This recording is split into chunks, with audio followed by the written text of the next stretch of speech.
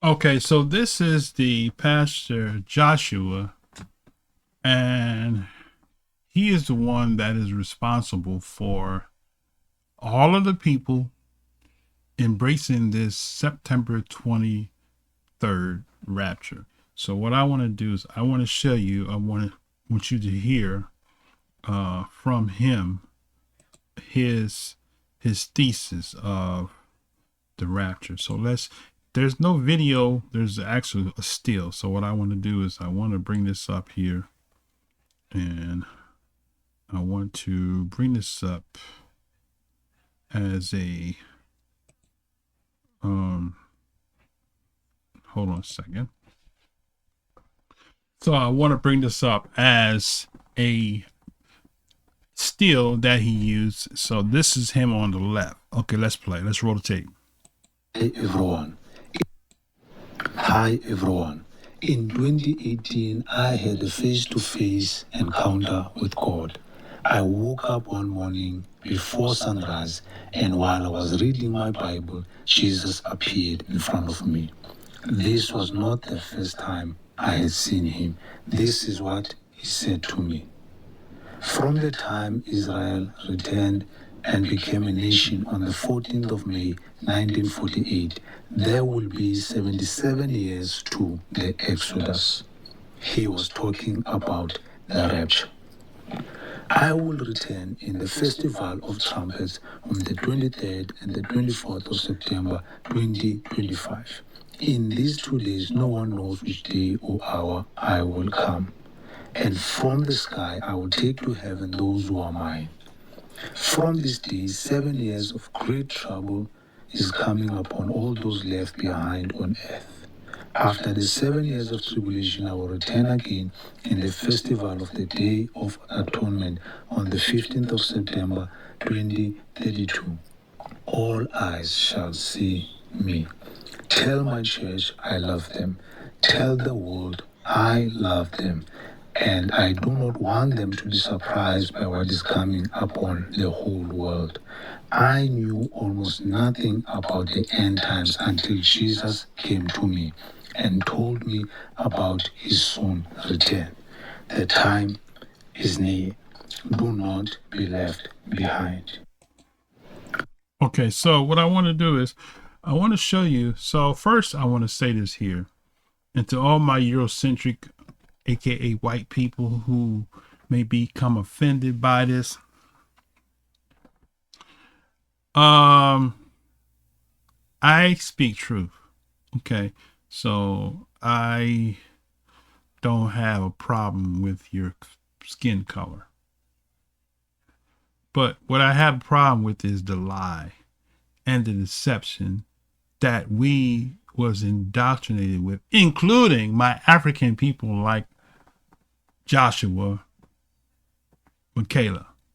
Okay.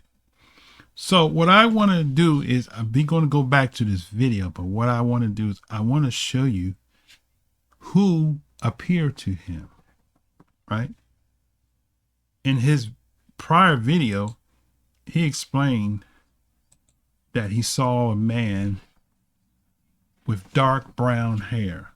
So what I want to do at this point is I want to show you what he posted on his YouTube channel, right? His YouTube channel is Exodus 2025, right? So if we go to his YouTube channel, this is what he posted after October the 8th passed by and his prophecy, because what he said was that we're going to go back to the video and I'm going to exegete that and I'm going to be done with this video. He said first he came with September 23rd, 24th, which passed by, and he was confused that the rapture didn't take place. And so then he went and somebody gave him a video from someone who called, what's this called? Scott, bro Scott, who told him that, oh, he's correct, but he just had the wrong calendar. It wasn't a Gregorian calendar. It was a Julian calendar, September 23rd and 4th, 24th of the Julian calendar, not the Gregorian calendar, which equates to October 6th and 7th, right? So he backed he doubled down and went and he used that as the basis. So now, since that time passed, he posted this video. He posted this, not video, but this comment. He says, to all who see this, he says, Jesus is coming. And while the Holy Spirit helps reveal which day in the calendars, plural, because he's looking for a calendar that's going to concur with September 23rd, 24th. The Julian calendar, September the 6th and the 7th of the Gregorian calendar, was his first answer to why the 23rd of September on the Gregorian calendar passed. So now September 6th has passed by, and 7th and 8th, and so now he's saying we are looking to see which calendar matches 23rd, 24th, September 25.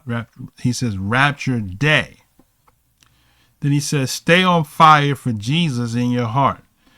Days from now, he quotes, he will rapture his church. Okay, so we find a discrepancy because in a previous video, and you can go to the Cent Twins TV, CENTTWINZ TV, where they interviewed him the second time after the 23rd passed, and he said he will rapture in days. And so his explanation of days meant that it would be on the Julian calendar, the 6th and 7th, which was the full moon, which he says was the actual true Feast of Trumpets. Okay, it's actually a Memorial Trumpets, but he says Feast of Trumpets. Okay, now with that said, so let's go back to the video. I'm going to exegete what he said and show you where he's inaccurate and incorrect, and the theology that he got came from the Eurocentric Christianity, right? Now, so let's go back to the video, and okay, I'm going to pause it this time. Okay, let's go. Everyone, in 2018, I had a face-to-face encounter with God. So he said, first off, he said he had a face-to-face encounter, as he said, with God. Okay, now, from a Christian theological dynamic, that's a red flag, because if we go to the Barif Kadash, what the Christians call the New Testament, it has this to say. Okay. It says John 1:18. It says, no man, and Joshua is a man. Okay. It says, no man have seen, underline seen, have seen Elohim at any time. The only begotten Son, which is in the bosom of the Father, have declared him, right? So he says he saw God. John says no man have seen God. I'm using that for my Christian friends, because I don't use God, but for you, I'm going to use this for you. No man have seen God at any time. So, question, who did Joshua see? Right? Okay. Only the Son. Now, there's another part in the biblical text that tells you that no one has heard his voice. So let's go to John, right? 5. So John 5 says, and the Father himself, which have sent me, have borne witness of me. Ye have neither heard his voice at any time, nor seen his shape. So That's what the Messiah said, right? So Joshua said he saw God and heard the voice. But the Messiah in the red said, no one has seen him or heard his voice but him. So question, red flag to all you Christians that follow this prophet, so-called prophet. I'm going to call him a so-called prophet because he says he's not one, but he's prophesying to the world at large. So therefore, he is a so-called prophet. Okay. For those of you Christians that follow him, that say he is that he saw and heard from God, as we heard him say in the video. One. In 2018, I had a face-to-face encounter with God. That's what he said.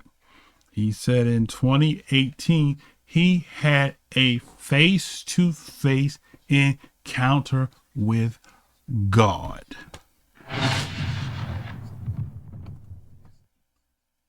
He is lying on the Father. Okay? According to the words of Yeshua the Messiah. Let's continue. I woke up one morning before sunrise, and while I was reading my Bible, Jesus appeared in front of me. So now, I know you might say, well, he's just saying that Jesus is God.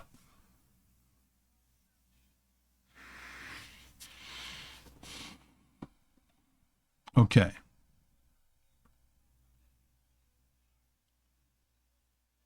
I could go somewhere with that and prove you wrong. The Messiah never told anybody that he was God. When you say God, you're referring to the Father, right? Okay. So my Trinity people will say, oh, he's God the Son. Yeshua, who you call Jesus, never said he was God, period. So that's Christian theology. Let's continue. This was not the first time I had seen him. This is what he said to me. So he got a personal relationship with Jesus, who he calls God, right? Okay, I want to help my Trinitarians out here. So let's go to Matthew 4:10 real quick before I go further into the video. So Matthew 4:10 says this. When Satan tempted the Messiah, right? Look up, he says, and then says Yeshua unto him, get thee hence, Satan. Let me back up for a second. Start at verse 8 says, and again the devil, right? The diabolos, taking him up into an exceeding high mountain, and showed him all the kingdoms of the world and the glory of them. And he said unto him, all these things will I give thee, if you will fall down and worship me. Then says Yeshua unto him, get thee hence, Satan, for it is written, thou shalt worship the Yah thy Elohim, and him only shalt thou serve. Boom. So Christianity serves Jesus. The Messiah, Yeshua, told them to worship Elohim, not worship him. So this person that appeared to him, who he called God, is not the Messiah. From the image and from the credibility of the biblical text, no man has seen or heard, right? The Messiah said that there's one greater than him, right? Worship Elohim, who he calls God, right? So my Trinity people are going to have another issue or debate, and their doctrine of Trinity goes back to the early church fathers, not from the biblical text. So if you going to believe in Trinity, your source of your Trinity doctrine doesn't come from the biblical text. It comes from the early church fathers, the ante-Nicene or the apostolic fathers, one or the other or both. Okay, let's go back to the video here of our brother. From the time Israel returned and became a nation on the 14th of May, 1948, there will be 77 years to the Exodus. So let's talk about that. Let me back this up here so I want you to see on the screen. Let's blow this up here real big because I want you to see what he says. He says, from the time Israel returned. Okay. Now, that's a red flag because he said that God, who he called Jesus, told him that from the time that Israel returned, right? The return doesn't come until the Messiah gathers. So when you see a people that have returned, the Messiah didn't say that. Okay, I'm going to show you what the Messiah said about the people returning. Okay, let's go to Matthew's 24 and starting at verse 29. These are the words of the Messiah, who he called God. He says, immediately after the tribulation. Let me say that again. Immediately after the tribulation. One more time. Immediately after the tribulation of those days shall the sun be darkened, and the moon shall not give her light, and the stars shall fall from heaven, and the powers of the heavens shall be shaken. Right now, that's where the Africans get this 3 days of darkness. So what I want to bring out is this here. Nowhere in the text does it say 3 days of darkness. That's a creation of these false prophets. And anybody that's telling you about 3 days of darkness, I don't care who they are, Carrie Ann, whoever just said it, I think she said it in one of her videos. Anybody that prophesied 3 days of darkness and said that God or Yahweh or the Lord told them, they're lying. Because nowhere in the biblical text does it say 3 days of darkness.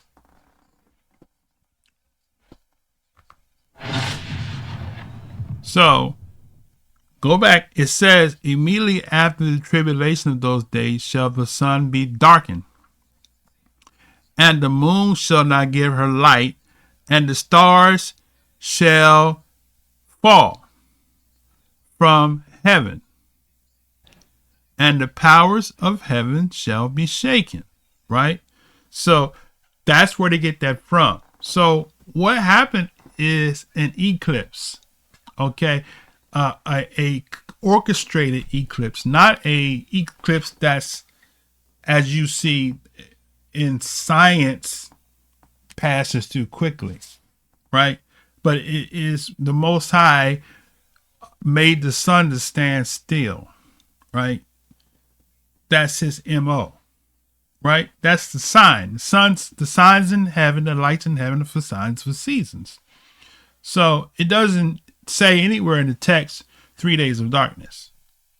It constitutes to some form of orchestrated where the lights in heavens are darkened. Okay. But not 3 days. Okay. Let's continue. The sun shall be darkened.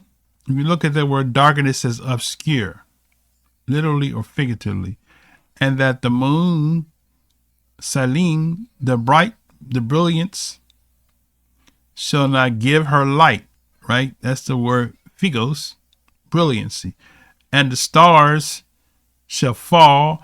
The stars, it says here, that is the word pipto, which means to alight and to fall literally or figuratively, right? So in other words, it doesn't literally mean that the stars are going to fall out the sky. It's just saying basically it's going to be darkness when this happens, right? So you look at it from a literal dynamic. Oh, the stars are going to fall out of heaven, and it says, "And the heavens shall be shaken." Okay, so let's go a little further with that there. So the stars are going to not show their light because it's going to be dark. The stars don't shine during the daytime. Okay, that's the reason for that. The stars shall fall, or they shall literally not show light from heaven. Okay, from is the word off or apo, and heaven is the word Uranus or Rainos, right? An elevation. And the powers, the dunamis of the heavens, right? The powers, right? So the forces, the powers of heaven shall be shaken. So that's all that's saying is it's not talking about meteors and stuff like that, stars falling out of the sky, the moon falling in the sun. No. It's basically saying that it's going to be a orchestrated solar eclipse. Okay, I don't know if it's solar or lunar, but it'll be an eclipse where the sky is dark, whichever one that is, right? That's the one it's going to be. So let's see. So it says here the darkness of a total solar eclipse. Solar eclipse happens when the moon phases between the earth, the sun, and the earth, casting a shadow on the earth. Solar eclipse, this is only type of eclipse that makes the sky dark during the day, during the brief period of totality when the moon completely covers the sun, bright face. The sky darkens subtly, mimicking dawn or dusk conditions, right? So it's a solar eclipse. So that's what the Messiah is talking about, right? When the Messiah died, right? And I know there's a brother that teaches that it's impossible for there to have been an eclipse. It's not impossible. The Most High is the one that set the lights in the heavens. He's the one that established the sign. So if he causes the sun and the moon to be united, he can make it last as long as he wants to make it last because he orchestrates the suns in the heavens, the signs. So that's what the Messiah is talking about. That's where they get the 3 days of darkness, but it's not 3 days. It's a period of time when the sun and the moon stand still. There's nowhere in that text does it say 3 days. Now, does it say that in another book? I don't know if it says that in another book. If there's another reference or source where it says 3 days, please provide me the proof of that. Okay. But for now, we'll go with that, what the Messiah said, right? So the Messiah said, immediately after the tribulation of those days, the sun shall be darkened and the moon shall not give her light, and the stars shall fall from heaven, and the powers of heaven shall be shaken. So that's it. So all the powers shall be what? Shaken, or shall waver, be agitated, topple, destroy. So this is going to be, so in other words, basically saying, what he's saying is that there's not going to be any light during that period of time, however long that period is, right? It doesn't say 3 days. Okay, all right. And then shall appear the sign of the Son of Man. So the key I want you to take away from this is here. The Messiah is coming after the tribulation, not before. So Joshua said 7 years after the rapture is going to be trouble on the earth. That's not what the Messiah said. He said he's coming after the tribulation. And watch what he says. He says, then shall appear the sign of the Son of Man coming in heaven. So in other words, Joshua got the Most High, the Son, Yahshua, who he called Jesus, grabbing the church invisibly away.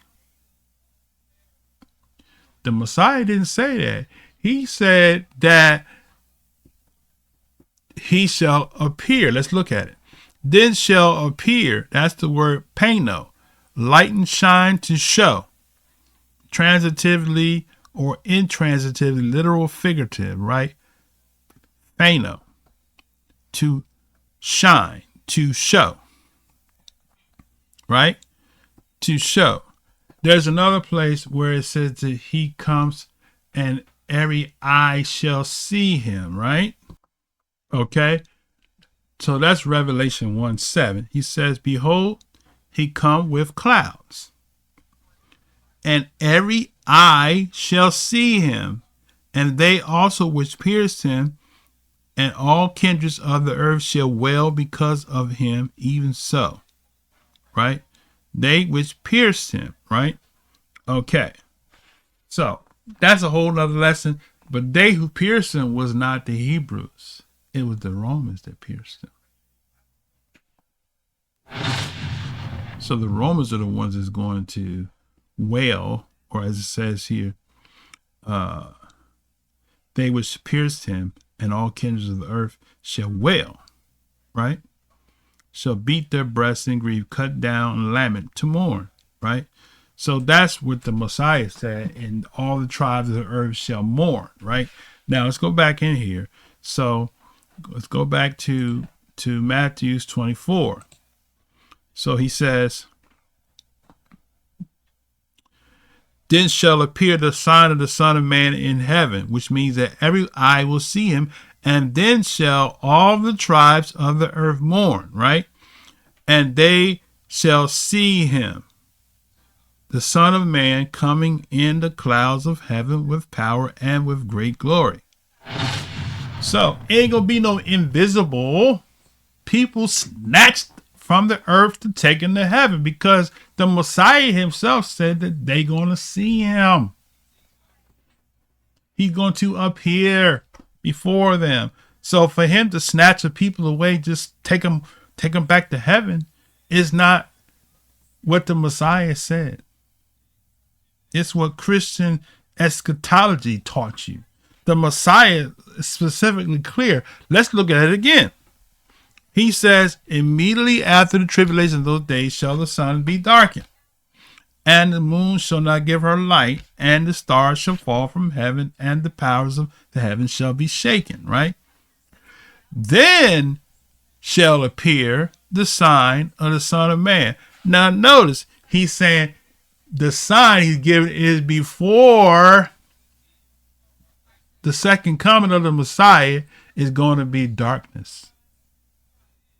Not after he comes. Look at it again. It says, immediately after tribulation of those days shall the sun be darkened, and the moon shall not give her light. So the darkness comes after the tribulation, and then the darkness is what introduces the Messiah coming the second time.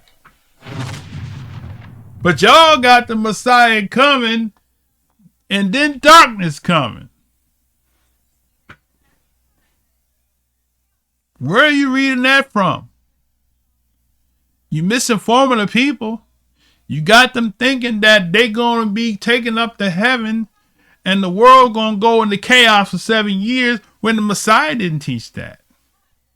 It's in the red. Right? So he said what? Immediately after those days shall the sun be darkened, and the moon shall not give her light, and the stars shall fall from heaven, and the powers of heaven shall be shaken. And then, after that, and then, kai, cumulative, copulative, then, tot, when, at the time that, or the past, shall appear, phano, right?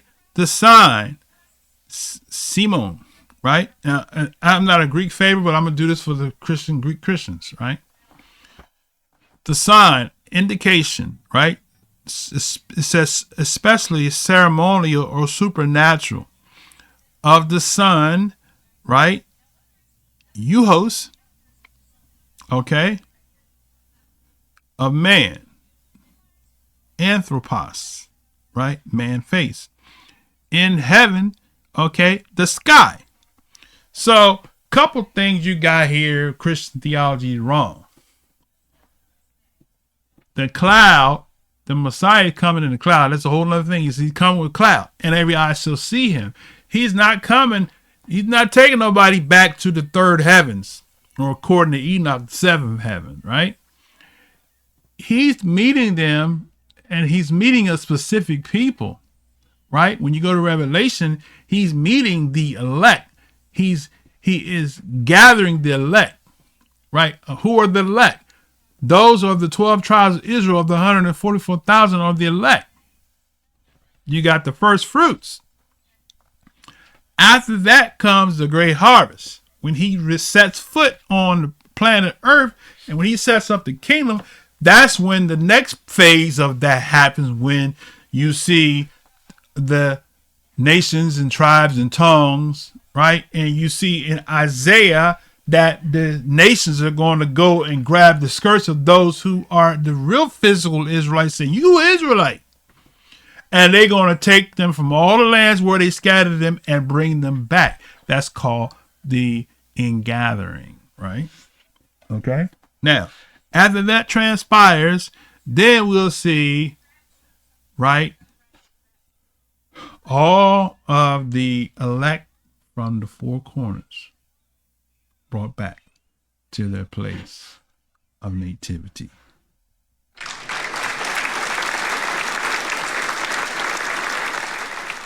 So let's reiterate this because somebody missed it. He says immediately after the tribulation. So after the tribulation, you're going to see darkness. And then after the darkness, then you're going to see the sun come in the cloud. So he's giving them a precursor. When you see that darkness, right?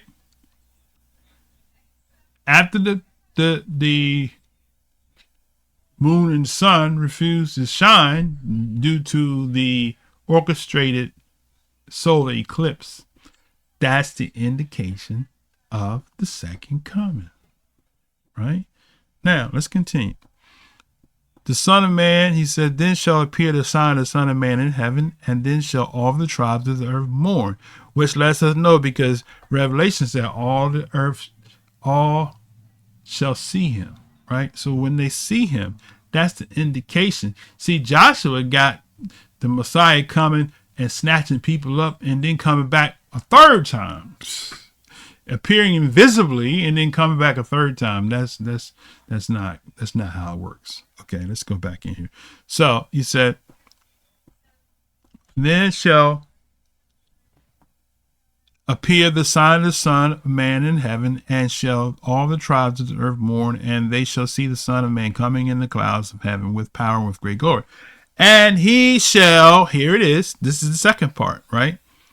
He shall send his angels with a great sound of the trumpet, and they shall gather his elect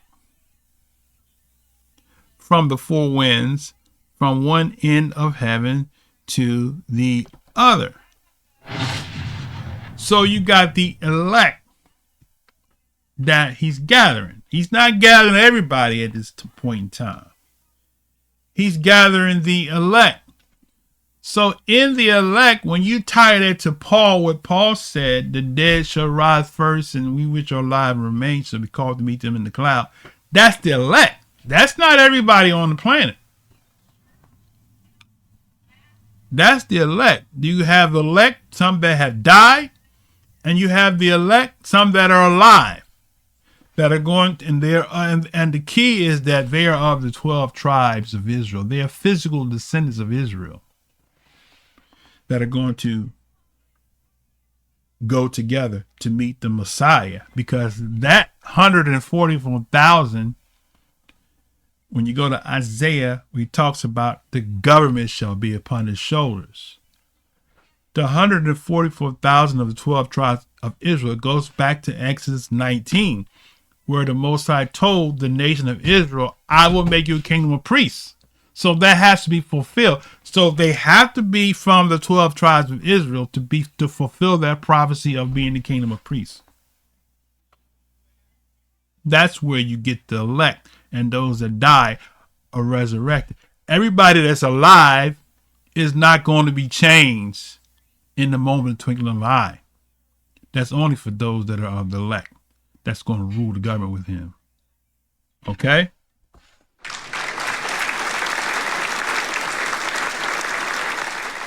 Everybody that's alive when he returns, if you're not a part of the elect, you'll live to be 1,000 years old during the kingdom age. You might not taste death. Right?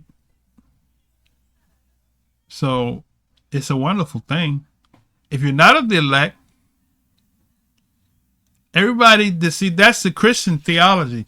Everybody that's alive when the Messiah returns is going to die and get a new body. No, that's not how that works. Only the elect and those that died that are a part of that elect are going to get the new bodies.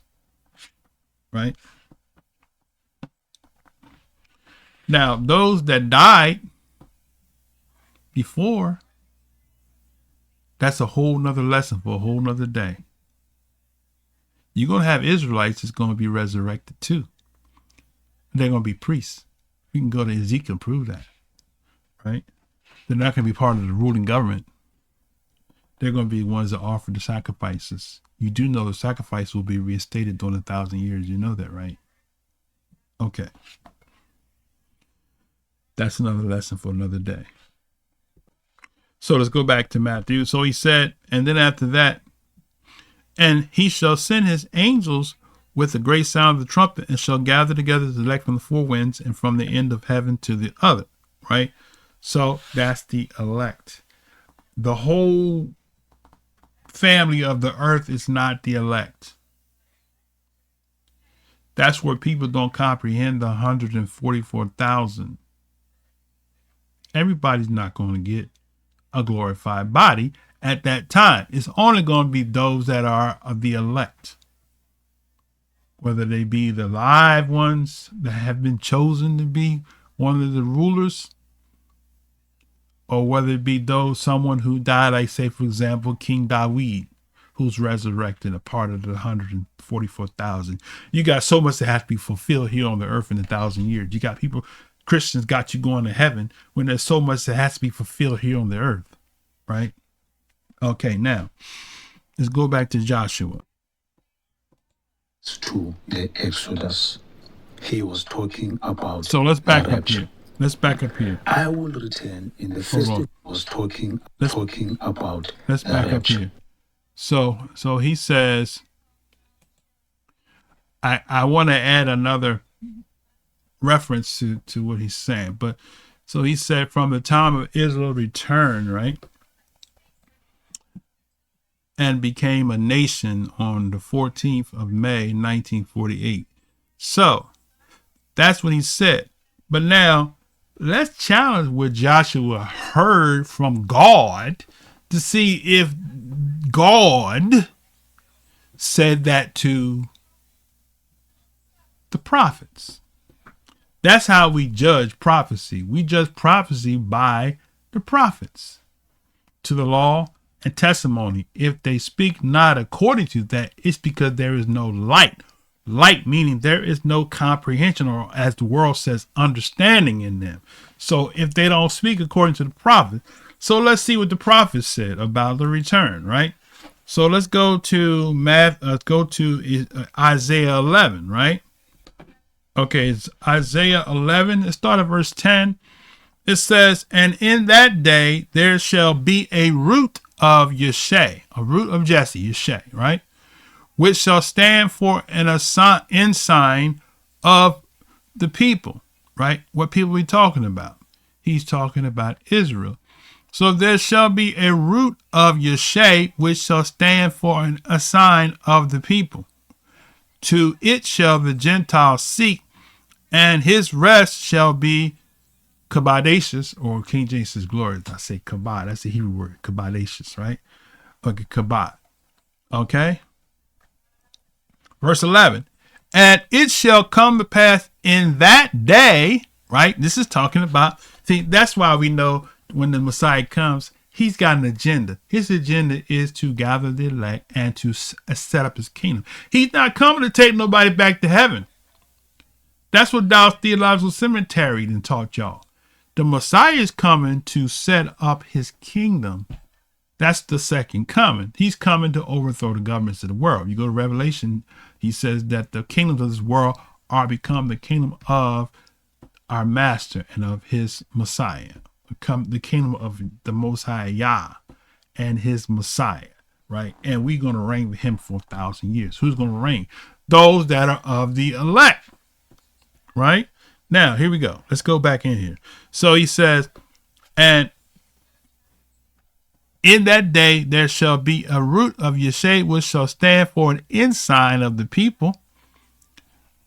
To it shall the Gentiles seek, and the rest shall be Kabadacious. Verse 11. And it shall come to pass in that day, right, that Yah shall set his hand again the second time, right? This is the ingathering. We're in the Feast of Tabernacles. The second time to recover the remnant of his people, which shall be left from.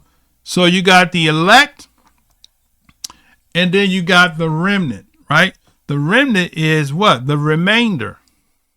So the elect is the selected people who are going to be a part of the ruling class of the kingdom of Yah on earth for the 1,000 years. And the remnant is the great harvest. That are the Israelites that are not in the ruling class, but they're in fact descendants of the Israelites.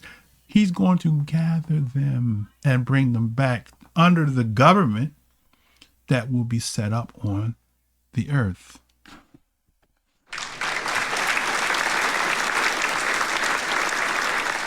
So he says, it shall come to pass that Yah shall set his hand the second time to recover the remnant of his people, which shall be left from Assyria and from Egypt and from Pathros and from Cush and from Elam and from Shinar and from Hamath and from the islands of the seas.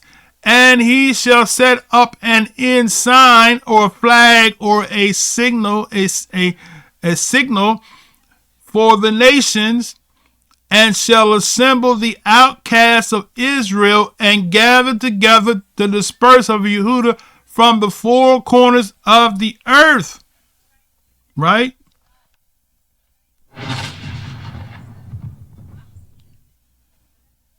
That's the gathering. See, because Yahshua comes back to the earth to grab the cabinet, the government, to rule, and then he gathers the remnant to bring them back. Now, let me show you what Isaiah says to amplify that further. Okay, so Isaiah 60, we're going to start at verse 8, right? Okay, you can start at verse 1. Arise, shine, for the light is come, for the kabod of Yah is risen upon thee. Now, go to verse 8, says, who are these that fly as a cloud, as the doves to their windows? Surely the isles shall wait for me, and the ships of Tarshish first. See that? So what? They're waiting for the second coming of the Messiah. Surely the isles shall wait for me, and the ships of Tarshish are waiting first to do what? To bring thy sons from far, their silver and their gold with them unto the name of Yah. Now, I'm going to show you something in Revelation where the Most High said he had to seal them with his name. So he said they're coming with their gold with them unto the name of Yah, thy Elohim, and to the Kodesh one of Israel, because he have kabod, he has pa'ar, he has gleamed or embellished or boast or explained thee, right? So it's different than a kabod, it's a pa'ar. Okay. It says that the sons and strangers shall build up thy walls, and their kings shall minister unto thee, for in wrath I smote thee, but in my favor have I had mercy on thee. Therefore thy gates shall be open, continually. They shall not be shut day nor night, that men may bring unto thee the forces of the Gentiles, and that their kings may be brought. For the nation and kingdom that will not serve thee shall perish. Yes, these nations shall be utterly wasted, right? Boom. So that comes at the second coming. So when the Messiah returns, he's coming to bring back with his elect, because the government establishes, oh, all these Israelites, we bringing them back. The world gonna know why these 5 slave trades were able to go forth, right? The world's going to see that these people that you have enslaved are in fact these same people that I said would go into captivity to the 4 corners, right? Nothing more, nothing less. So I mentioned Revelation. So we're going to go to Revelation, and then we're going to show you the part where he talks about how the gathering of those Israelites, who he calls the saints, would be. So Revelation 9, right? And we're going to start Revelation 7. And it says, let's start at verse 2. It says, and I saw another angel ascending from the east, having the seal of the living Elohim. He cried with a loud voice to the 4 angels to whom it was given to hurt the earth and the sea, saying, hurt not the earth, neither the sea, nor the trees, till we have sealed the servants of our Elohim in their foreheads. Right? So what are they sealed with? They're sealed with his name, right? We're going to show you that. So those that he sealed were of, he says, I heard the number of them which was sealed, and they were sealed 144,000 of all the tribes of the children of Israel, right?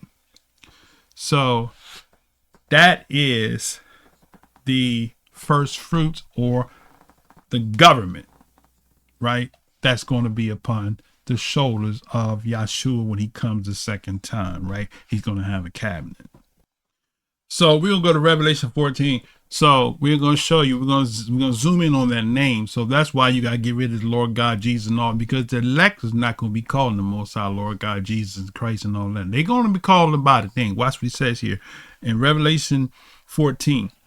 It says, and I looked, and lo, a lamb stood on the Mount Zion, right? This is the cabinet. So all you Israelites, you think you're going to be in the rulership class, elite class, you still got Jesus on your lips, and you got the Lord God on your lips, you're not going to be in that number of the ruling class. You'll be an Israelite, you'll be brought back to the land, but you're not going to be one of the government ruling people, because the people that's ruled is going to have the Father's name in the forehead. Watch what he says here. It said, I looked, and lo, the Lamb stood on the Mount Zion, and with him 144,000, having the Father's name, having his Father's name written in their foreheads, right? And I heard a voice from heaven as the voice of many waters. So these same people in Revelation 14 are the same 144,000 that came with the Lamb in Revelation 7, that he said, hurt not the earth, right? Verse 3, neither the sea nor the trees, till we have sealed the servants of Yah in their foreheads, right? So they're going to have Yah on the brain. They're not going to have the Lord and Christ and God on the brain. Not the 144,000, right? The Most High said that he will remove the names of Baalim out of their lips. That's for the great harvest, because we still got Israelites calling on the name of Baal, aka the Lord, right? So let's go back. What I want to show you is the ingathering, because that's what the second coming is all about. It's not about nobody dying and going to heaven, right?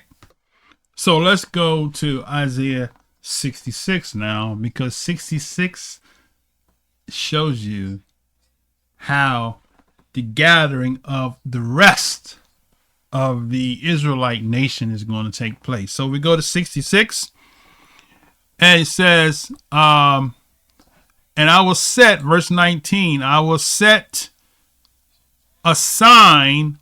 There goes that word sign again, oath, right? This time a signal among them. So in other words, the Most High knows where his people are. So even the so-called Negroes say, I'm not an Israelite. I'm a Hamite. I'm a Gentile. The Most High know who you are. He gonna put a sign. This is the house of Yehuda. I know you was told you come from Ham. You a Hamite. He gonna put a sign there, right? So go back. He said, the Most High will set a sign among them, and I will send those that escape of them unto the nations. To Tarshish pull Lud to draw the bow. Tubal, Yavon, to the isles far off that have not heard my fame, which lets you know that Christianity haven't known the fame of Yah. They got this other deity, they know his fame, right? They have not heard my fame, neither have seen my kabod, and they shall declare my kabod among the Gentiles. And watch what happens here. So in that elect, you see, right? This is the sign. So the elect has a duty, right? They are the entourage of Yah. They are the army of Yah, the army that is enforced with the armies from heaven. Because Yah, when Yahshua come down the second time, you better know he bringing his entourage with him. He ain't come by himself. Right? He gonna come with his entourage from heaven, and he's also gonna bring. I don't know when I say the entourage from heaven, I'm not talking about people that die. I'm talking about the Malachim, the cherubs and the cherubim, right?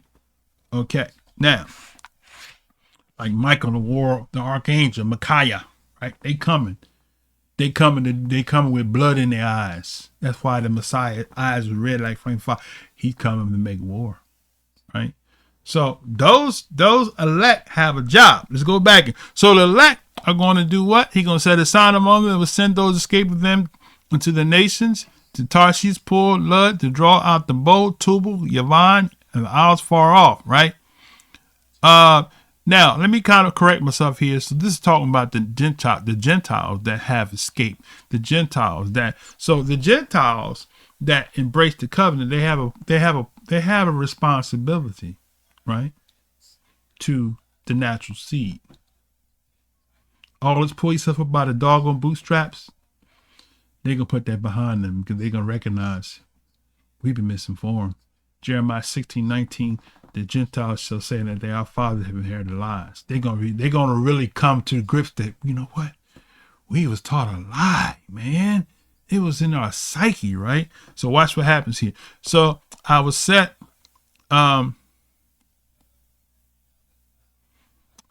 send among those that escaped to them unto the nations, to Tarshish pull Lud, which draw the bow, Tubal, Yavon, to the isles far off. So all these people here, Tarshish, Pul, Lud, Tubal, Yavon, right? Yavon is your Greeks and your Romans, right? Tubal is your Spanish people. So all these people, these are the ones that when you go to Portugal, right? Portugal are include in cases these people Tubal, right?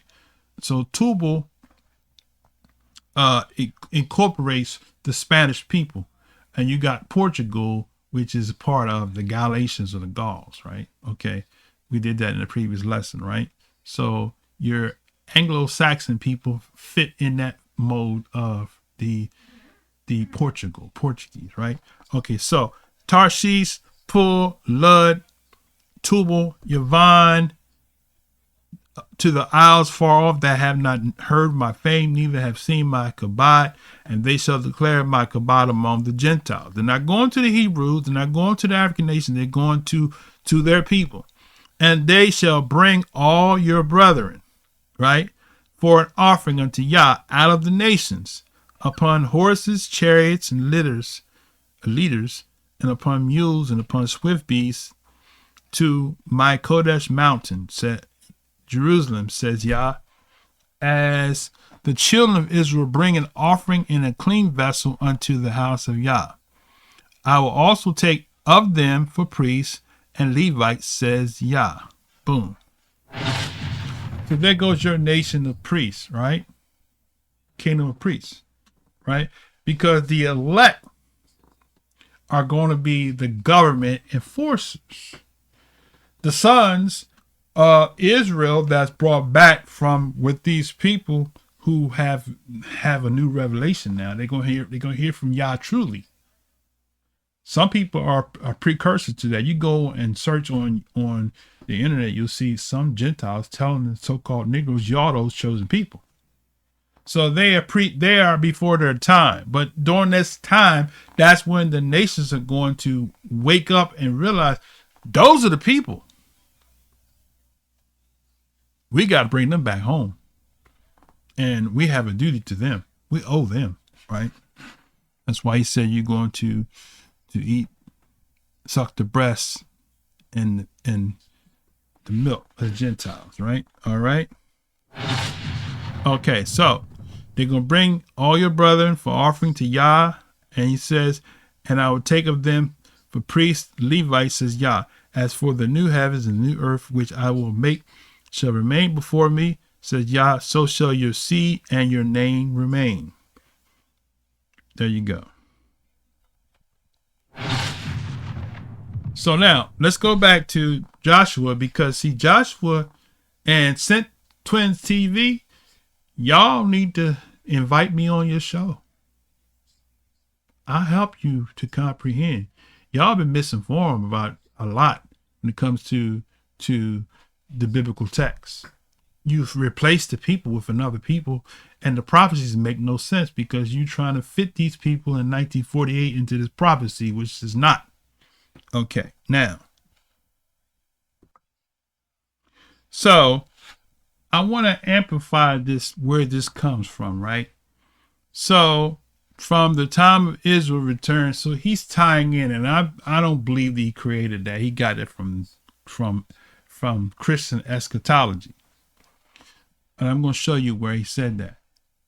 From the time of Israel returned and became a nation in 14th of May, 1948. There, first off, let me say this here. The Most High wouldn't be using pagan names like May. Okay? He wouldn't be using pagan names. Okay? But anyway, he said 14th of May, 1948, there will be 77 years to the Exodus, right? So number one, the Most High, from a technical standpoint, calls it the gathering, right? Okay, so let's go to Genesis 49, and he says, the scepter shall not depart from Yehuda, nor a lawgiver from between his feet until Shiloh come, and unto him shall the gathering of the people be. So the scepter, I keep saying scepter, the scepter shall not depart from Yehuda, nor a lawgiver from between his feet until Shiloh comes, right? So Shiloh is the Messiah. Shiloh came. So unto Shiloh, unto him shall the gathering of the people be, right? So when the Messiah comes the second time, he's coming, right? Because the second coming has to do with the second time where he recovers the remnant. That's why you got second coming, second time recovering of the Israelites from the four corners, the dispersion of Yehuda from the four corners, right? From the Israel, from Hamath, and from Egypt and all those places, right, where they are. Notice he didn't say anything about them coming from Europe, right? He named all these places in African Edenic lands and in what they call the Levant. Okay. Levant region and the so-called Middle East, right? He didn't say he could bring anybody from Europe, Russia, Germany, right? But from all those other lands, right? So that's where they're coming from, right?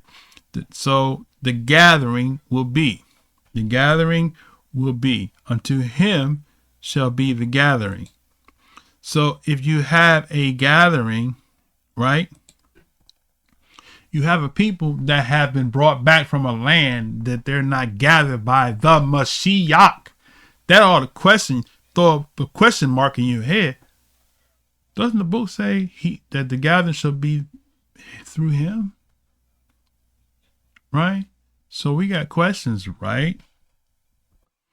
Now, let me amplify this. So Joshua said, the voice told him, the God told him that from the time of Israel until the nation, there will be 77 years. So what is he connecting it to, right?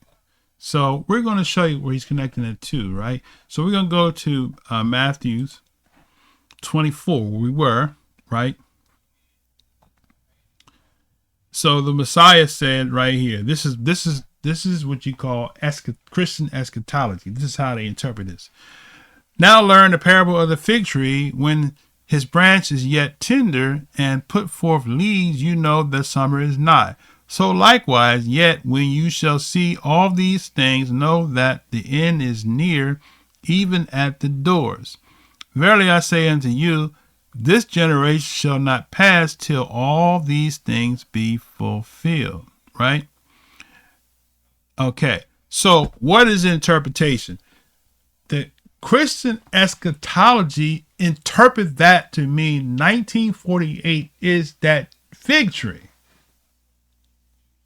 So when Israel became a state, according to Christian theologians and Christian eschatology, that starts the end, the time of the end.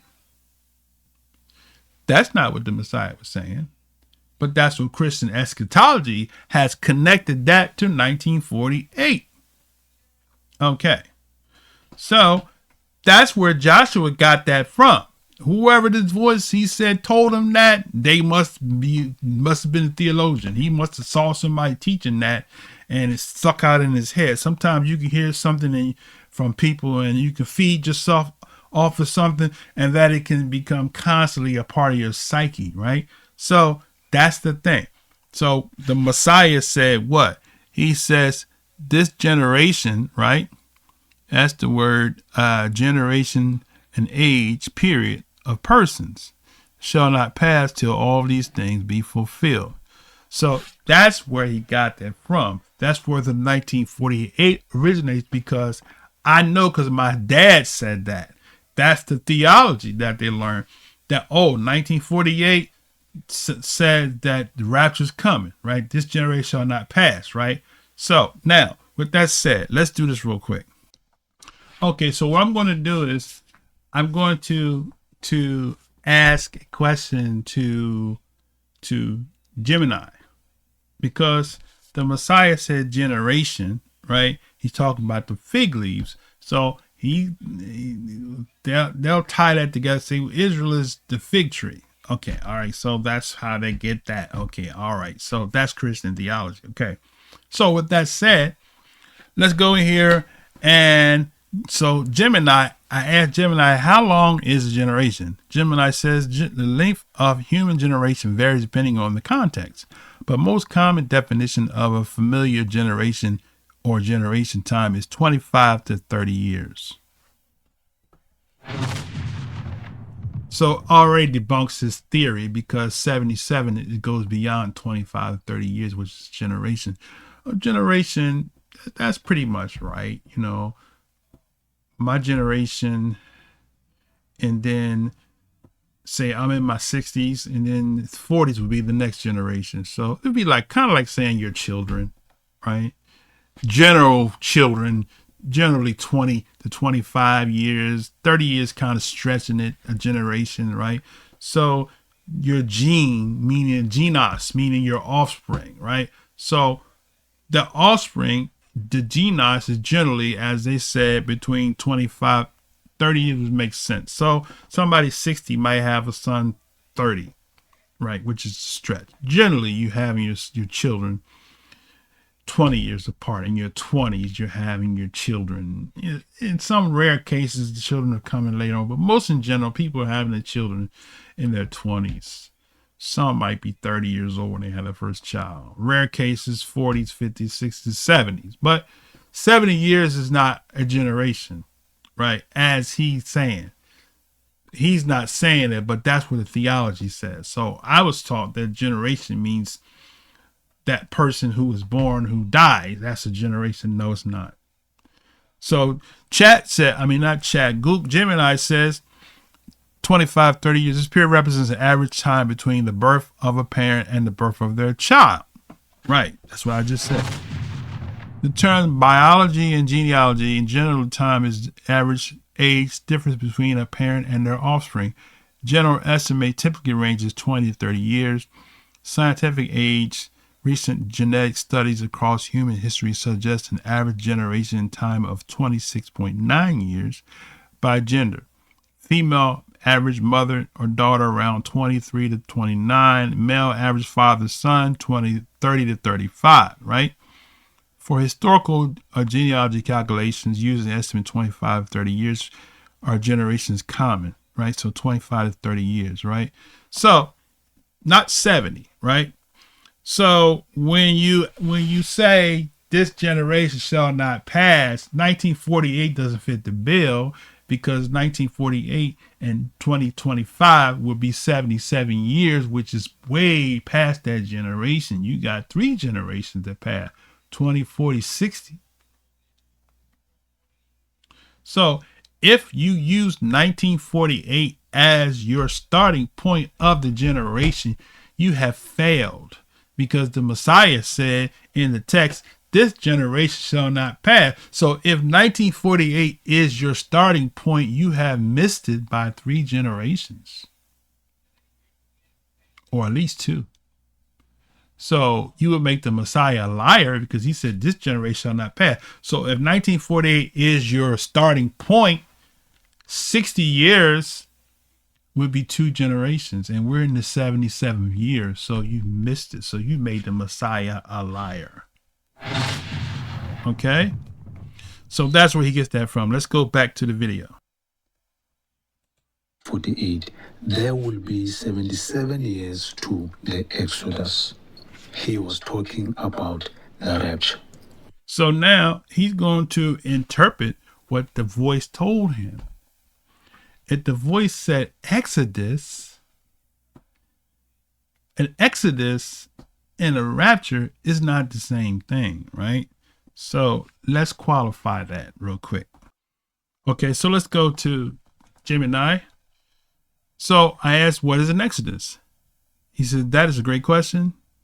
The word Exodus has 2 meanings, a general uncapitalized one, and specifically a capitalized one relating to the Bible. The word itself comes from the Greek word Exodus, which literally means the road out or a going out. The general meaning, when spelled with the lowercase e, Exodus, as a noun that means a mass departure or immigration, usually of a large number of people. It refers to a situation where a lot of people leave a place or situation at the same time, often due to hardship, conflict, and for a new opportunity, right?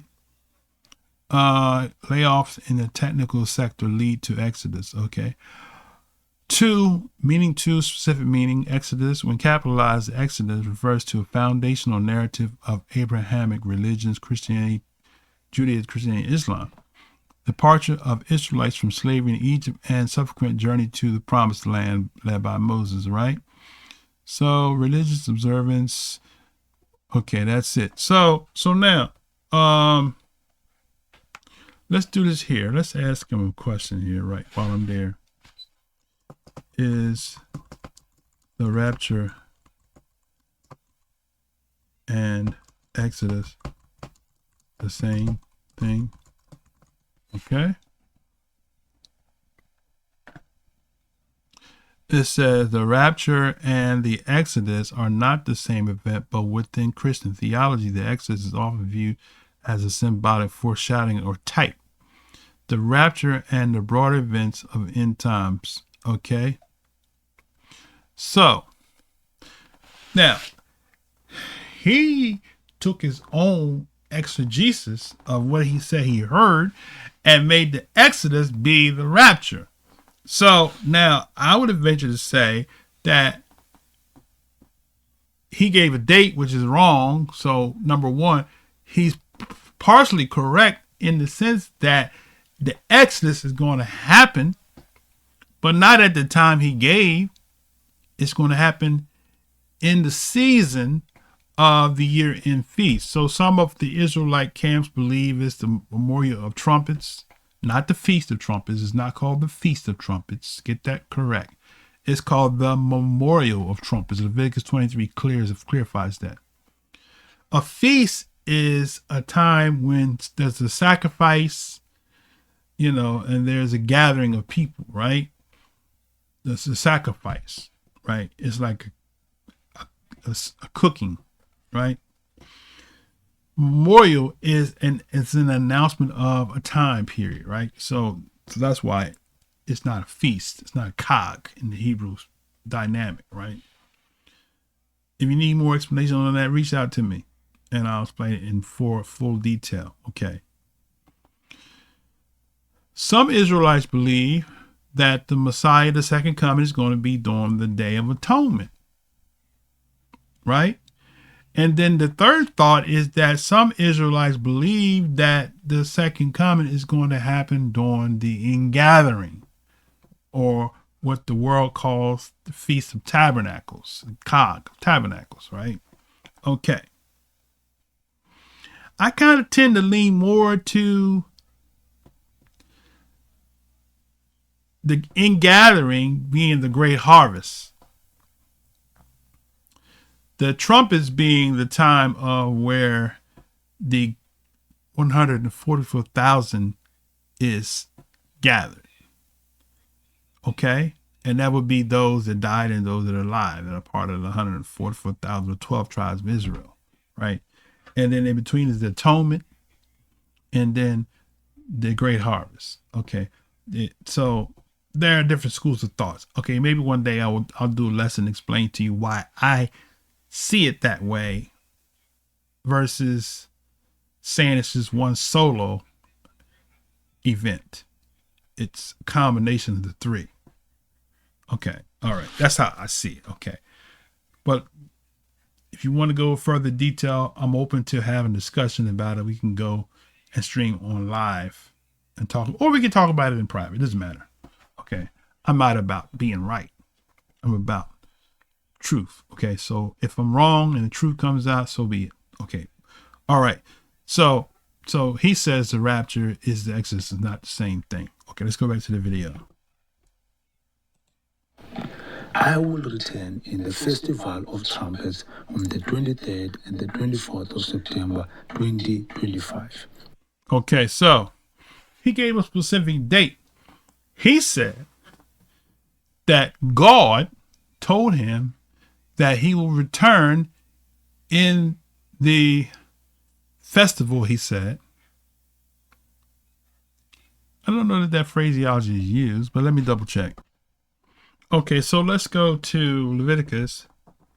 Leviticus 23 says, Yah spoke to Shemaiah or Moses, saying, speaking to the children of Israel, saying, in the 7th month, in the first day of the month, you shall have a Sabbath, Shabbat, a memorial of blowing of trumpets, a Kodesh convocation. So he says a memorial, which is Zikron, a memento.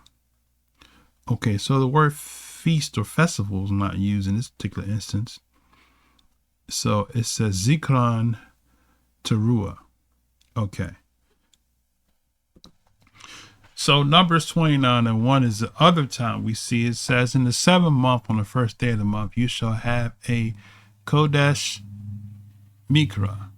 You shall do no servile work. It is a Yom day, a blowing of trumpets, Teruah. unto you. So Yom Teruah, right?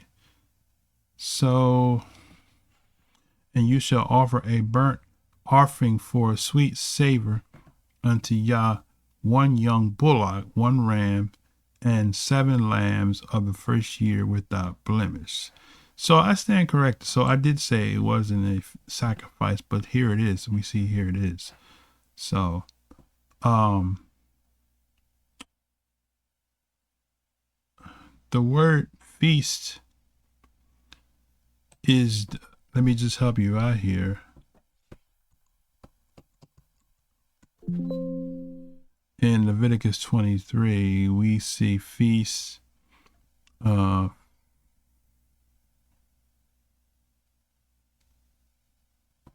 Okay, we see feast, Leviticus 23:41. It says, a cog,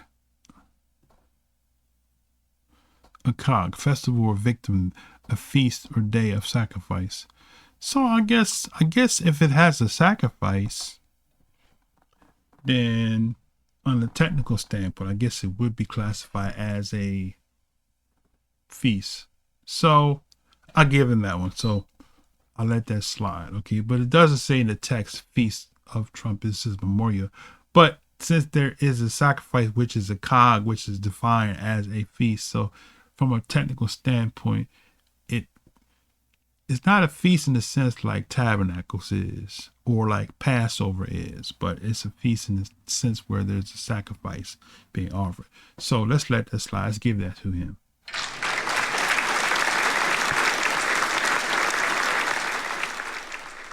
So the thing of it is that it's about being correct and being truthful. So how many people are going to be willing to be truthful? So you know what? After looking at it, okay, all right. So yeah, it technically doesn't say Feast of Trumpets, but it is a cogs, which means that it would classify under the feast. Okay, all right. Let's go back to the video. In these 2 days, no one knows which day or hour I will come. So he says that in these 2 days, no one knows the day or the hour. He is basically saying that no one knows the day or the hour is an idiom for the Feast of Trumpets, as he says, right? So it's not an idiom. It didn't become an idiom until recent times. So when the Messiah spoke that, he wasn't speaking an idiom. Later on, it became an idiom, right? And I could pull it up for you, but I'm not going to do that because time is as far as spent on this video here I'm doing so far. I've gone over an hour with the 1:40 video clip. Let's continue. And from the sky I will take to heaven those who are mine. From this day, 7 years of great trouble is coming upon all those left behind on earth. After the 7 years of tribulation, I will return again in the festival of the Day of Atonement on the 15th of September, 2032. All eyes shall see me. Tell my church I love them. Tell the world I love them. And I do not want them to be surprised by what is coming upon the whole world. So I mean, so much is wrong about what he just said, right? So he talked about the 7 years of tribulation, right? And then he says, but how do you say you love somebody? Are you gonna vacate the world, but tell the world I love you, but you're gonna vacate the world and let the world go into chaos and havoc? Okay. All right. So it's not 7 years of tribulation. And where that come from is that comes from Daniel, where Christian eschatology theology says that you go to Daniel, it says that he shall confirm a covenant. After 62 weeks shall the Messiah be cut off, but not for himself. And the people of the prince that shall come shall destroy the city and the sanctuary, and in there shall be with a flood, and unto the end a war of desolation of the tournament. and he shall confirm the covenant. So is he talking about the Messiah, the Prince, confirming the covenant? Because where does it say the anti? 70 weeks are determined upon thy people, upon the city, to finish transgression, to make ends of sins, and to make reconciliation for iniquity, and to bring everlasting righteousness, to seal up the vision of prophecy, anoint the most Kodesh. Know therefore, understand that from the going forth of the commandment to restore, to reveal Jerusalem to the Messiah, the Prince, shall be 7 weeks, 62 weeks, and the street shall be cut off, shall be built again, and the wall even in troublous times. After 62 weeks shall the Messiah be cut off, not for himself, but the people of the Prince that shall come shall destroy the city and sanctuary, and the end thereof shall be with flood, and unto the end war of desolation determined. And he shall confirm a covenant with many for 1 week. In the midst of the week, he shall cause the sacrifice of oblation to cease. And for the spreading of abominations, he shall make desolate, even until the consummation of the determined shall be poured upon the desolate, right? So how is that applying to the anti-Messiah building a new temple, right? So in that particular passage, that doesn't say that the anti-Messiah is going to build a temple. From reading that, I would venture to say that this is talking about the confirmation, because Yahshua, the Messiah, died after 3.5 years of his ministry. So the confirming the covenant, not establish a covenant, right? If you look at Daniel 9:27, that confirm means to prevail. Okay? Be strong, prevail, insolent. Okay. Not create. To create or to establish a covenant, but Yahshua confirmed the covenant with many, it says, for 1 week. Okay? 7 sevens, right? 7 sevens, or 7 years. So in the middle of the week, he shall cause the sacrifice of oblation to cease, right? For overspreading of abomination. So for those that believe the Messiah died after 3.5 years of his ministry, that would be him. It says that he would cause the sacrifice oblation to cease. That's what happened in Yahshua. So in Christian theology, that person who's confirmed the covenant for 1 week, they're saying that is the Antichrist. Okay. That's why they believe this rapture is coming, because, 7 years. So when the anti is revealed, right? Let me show you something real quick about that. So this is another hole to his prophecy, or his word that he was given from God, right?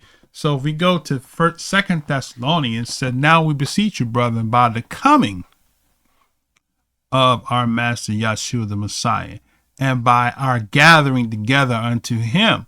So here's the emphasis of what he's saying about the man of sin. So when does the man of sin become revealed? Let's follow the text. I beseech you, brother, by the coming of the Master Yahshua, and by the gathering together unto him, that ye be not soon shaken in mind, nor be troubled, neither by spirit, nor by word, nor by letter, as from us, as that day of the Messiah is at hand. Let no man deceive you. Let no man deceive you. Let no man deceive you by any means, for that day shall not come except there come a falling away first, and that the man of sin be revealed, the son of perdition. So the Messiah don't come until the man of sin is revealed.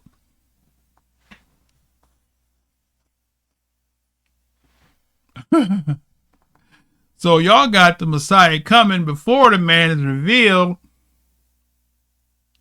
and you got a 7-year tribulation, which is out of sequence. It's out of sequence, right? Read it again. He says, I beseech you, brethren, by the coming of the Master Yahshua, and by the gathering unto him, that you be not soon shaken in mind or troubled, neither by spirit, nor by word, nor by letter, as from us, as the day of the Messiah is at hand. Let no man deceive you by any means, for that day shall not come except, and we know that's in Talside, so somebody might take and run with that.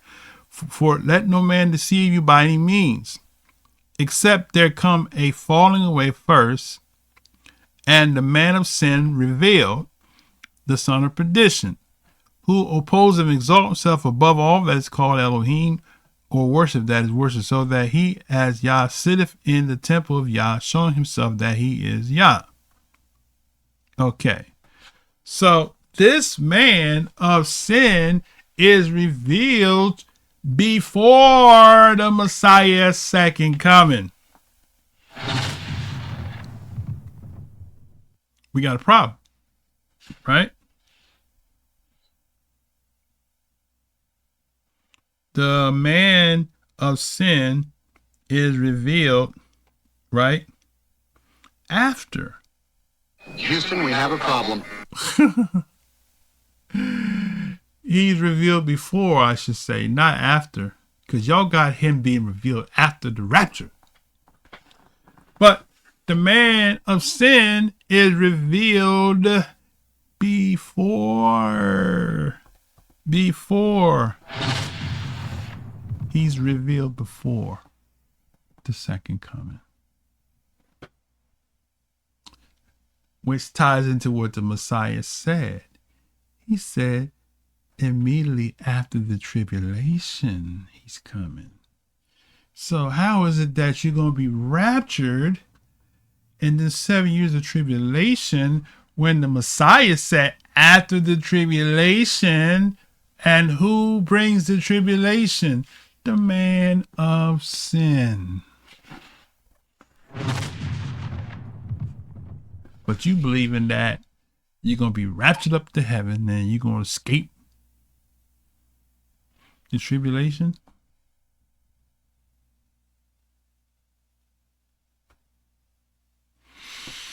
Okay. So, Brother Joshua, you need to divorce yourself from Christian theology. Get into the book.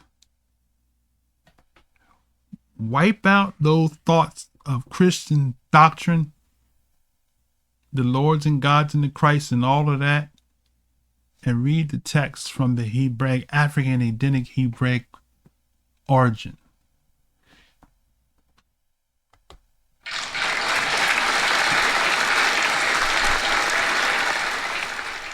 All right, let's close out. Let's go back into the book here. Or, I mean, not the book, the video, okay?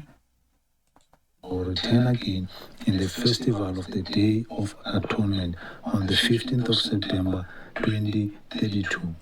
So he's putting 7 years. So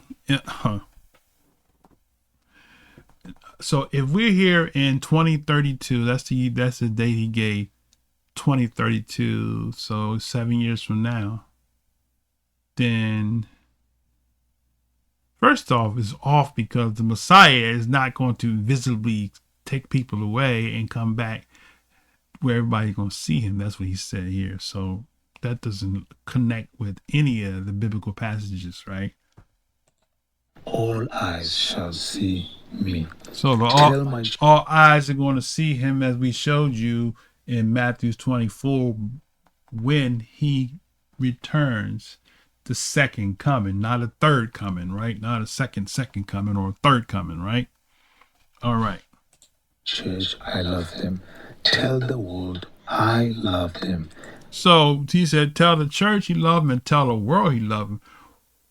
Why would he allow a world turn the world into the hands of Satan? And he love him. Well, he love, he chastise.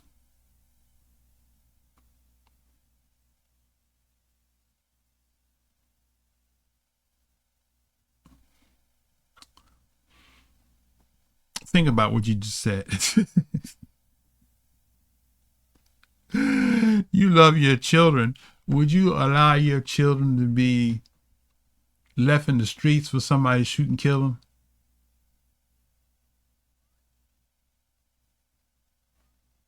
Okay. If that's the case, why would he just leave the church? Leave the church here. Let the church be. We actually really going to be here during that time period. But the thing of it is that we're going to be kept during that time. He said, "I will keep you." Right. All right. Now, keep you from, and from is an English word. Okay. If we go to Revelation, which is where they get that from, this is why then our church is not going to go through the tribulation. The hour of temptation and the tribulation are not the same thing, but that's a whole nother lesson. Okay, let me continue so I can wrap this video up here. All right, go back in. And I do not want them to be surprised by what is coming upon the whole world. So that's something that's wrong there. The Messiah said what? Let's pull it out real quick as I wrap this baby up here.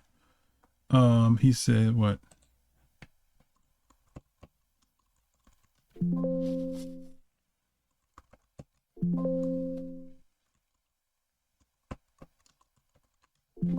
There we go.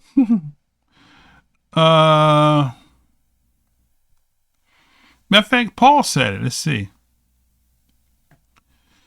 Paul and Peter both said it. So let's go to Paul first. Let's go to 1 Thessalonians 5. He's 5:2. For yourselves know perfectly that the day of Yah so cometh as a thief in the night. 2 Peter 3:10 says, but the day of Yah will come as a thief in the night, in which the heavens shall pass away with great noise, and elements shall melt with fervent heat.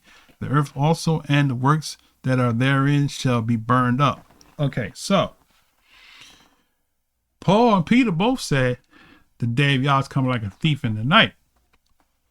So if you have a prescribed date and everybody's planning, they're getting the reservations, you know, they're booking their hotel reservations, they got the one, they don't want to get a layover flight, so they got a direct flight.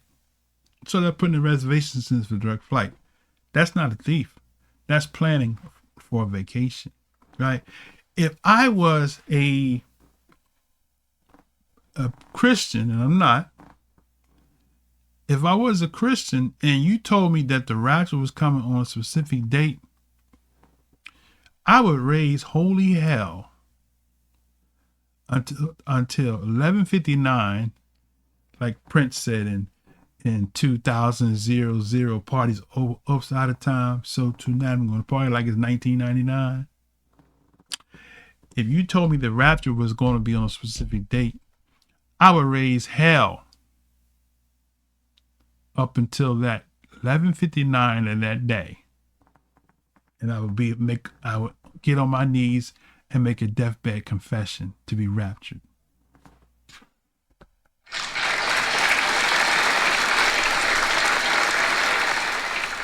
Because that's the human way to do it. So when people don't know when the Messiah is coming, they're going to check themselves and make sure I'm right. Because I want to be right when he comes. I want to be ready when he comes, right? So if I don't know when he's coming, I'm going to check myself. But if I know that he's coming at a specific date and time, I'm not going to do right until the last minute. I'll be like the prodigal, was the prodigal son, was it? He lived his whole life. I don't know if that was y'all know the story. Live a life of righteous living. He unlawful. Then he gave him the best he had. The people that was there the whole time, like, oh, we've been doing right this whole time. How you gonna get better than we got? That's how I would be. If I knew the rapture was coming at a certain time, I'd be the best sinner. I'd raise all kinds of hell to the last minute So when you give these dates, you're giving people the opportunity to raise hell to that last minute, right? Okay. All right. What you bringing to the table, brother? Thank you, Yanla. Okay, now let me wrap it up here. All right, go back to the video here. I knew almost nothing about the end times until Jesus came to me and told me about his soon return. The time is near. Do not be left behind. So his last statement is powerful. The time is near. Jesus came to me. He said he knew nothing. Jesus came to me and told me. So he said he knew nothing about the end time until Jesus came to me and told me. Okay. So what's the problem with that? Right? He's not rightly dividing the word, because why would the Most High Son entrust you to truth if you don't know nothing about his prophecy? You don't know nothing about what he said. So now all of a sudden some voice going to tell you something that goes contrary to sound doctrine. And you're going to have a lot of people who don't know the biblical text, whether it be the so-called New Testament or the Tanakh, following this man, because he who knows nothing, the blind, is leading the blind. And what'll happen if the blind leads the blind? They're gonna both fall in the ditch together.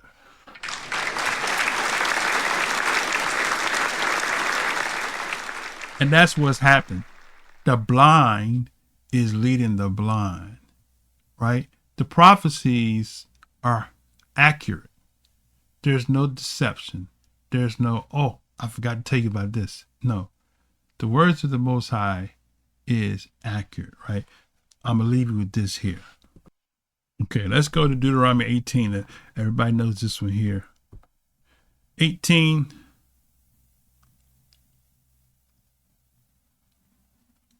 Verse 18 says, I will raise them up a prophet from among their brethren, like unto thee, and I will put my words in his mouth, and he shall speak unto them all that I command him. And it shall come to pass that whosoever will not hearken unto my words, which he shall speak in my name, I will require it of him. But the prophet which shall presume to speak a word, in my name, which I have not commanded him to speak, or that shall speak in the name of other deities, even that prophet shall die. Let me back up and say that again.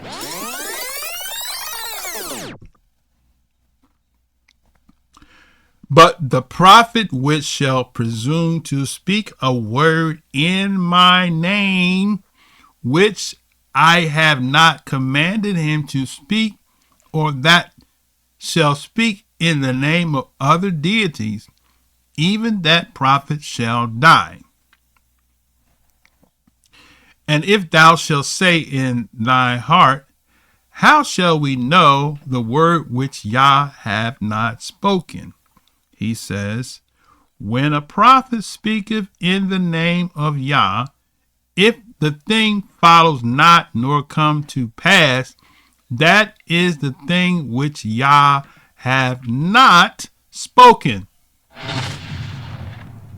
But that prophet hath spoken it presumptuously. Thou shalt not be afraid of him.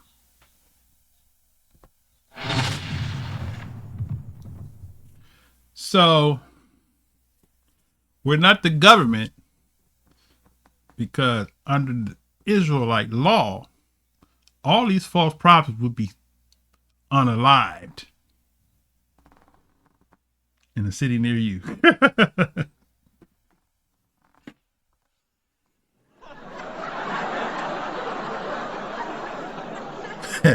But because we're not the government,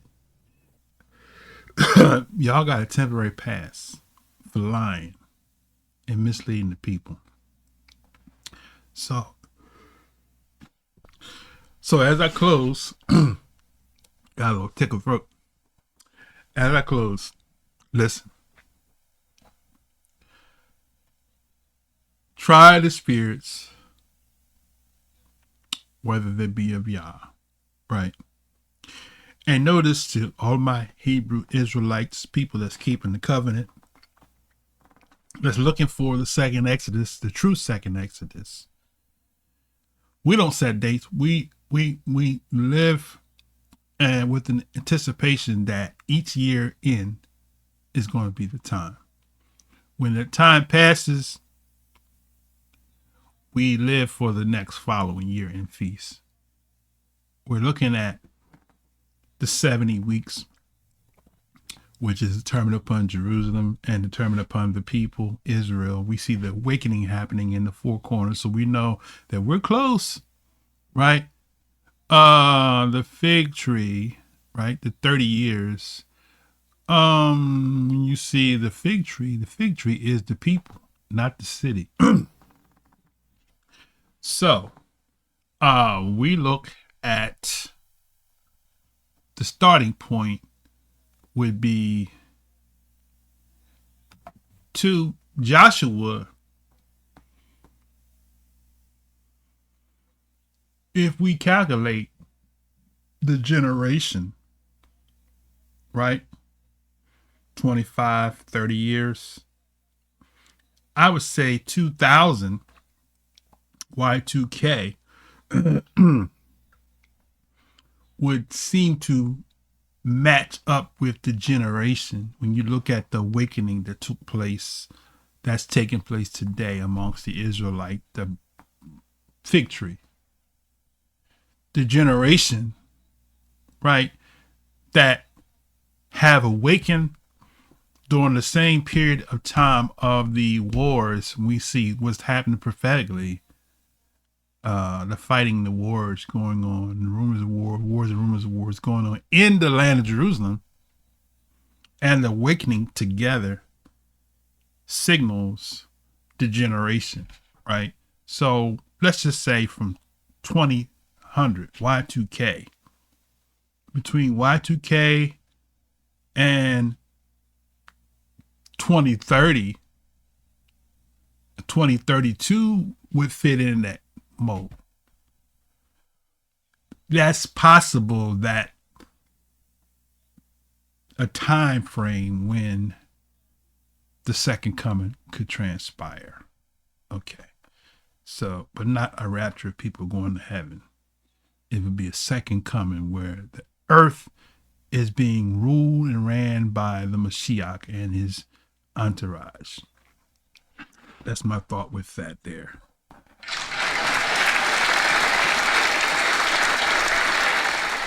So, Brother Joshua, love you, man. You just been misinformed.